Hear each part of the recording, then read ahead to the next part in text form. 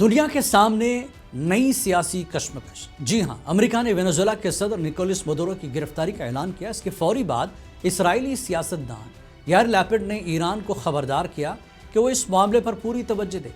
اس کے بعد امریکی صدر ٹرمپ اور اسرائیلی وزیراعظم نتن یاہو کی ملاقات کے بعد ایران پر حملوں کی دھمکی دی گئی۔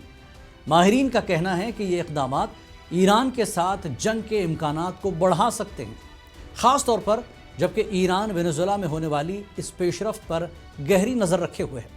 ایران کے ساتھ تعلقات کی وجہ سے مدورو پر ڈرگس اور ہتھیاروں کی اسمگلنگ کے الزامات بھی ہیں اور اس پر عالمی امن کے لیے خطرے کی گھنٹیاں بجنے لگی ہیں۔